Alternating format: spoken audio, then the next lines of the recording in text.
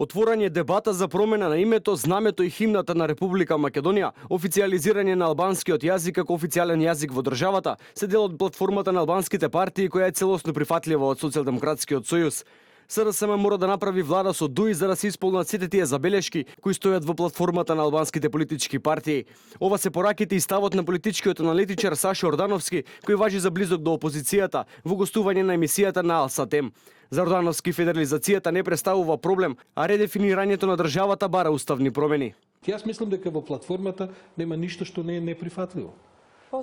Има работи кои што треба да се разјаснуваат, има работи кои што треба да се стават во оваа смисла, во еден процесен, да кажем, правец, но таму нема ништо што е неприфатливо, освен што некои работи за нас кои што не припаѓаме на политичките партии ни доаѓаат како новитет. Јас не сум против федерализација. Јас само знам дека за тоа има процес политички кој, кога би се покренала темата, која е потполно легитимна, мора да помине низ одредени законски и уставни можности.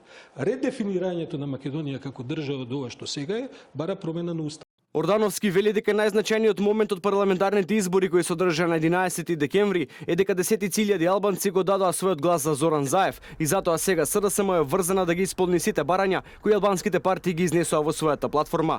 И покрај тоа што ВМРО-ДПМН извојува победа на изборите, Ордановски вели дека СДСМ, ДУИ и останатите албански партии треба да формираат влада која според него е легална и легитимна, иако граѓаните на изборите својата доверба ја дадоа на ВМРО-ДПМН. Гледате, најзначајниот резултат од овие избори е 10.000 албанци кои гласаа за СДСМ. Тоа не е поддршка која не создава обврски.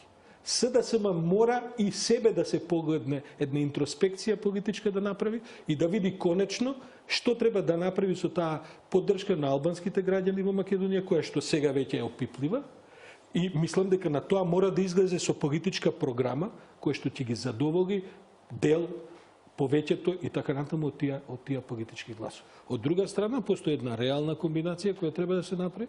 Македонија треба да се врати во една легална, легитимна власт помеѓу СДСМ, ДУИ и другите албански партии и таја треба да ги спроведе целиот овој пакет на реформи, кој што во еден процес ќе стави и загрижености, забелешки и така натаму кои што се легитимни од страна на албанските партнери.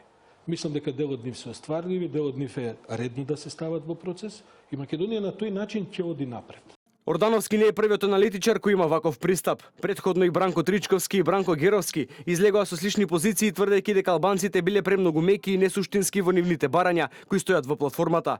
И додека СДСМ официјално молчи, а индиректно преку своји аналитичари ги прифаќа понудите во платформата, ВМРО-ДПМН излезе со јасен став дека императив представува почитувањето на волјата на народот и со тоа формирањето на влада, но не по секоја цена.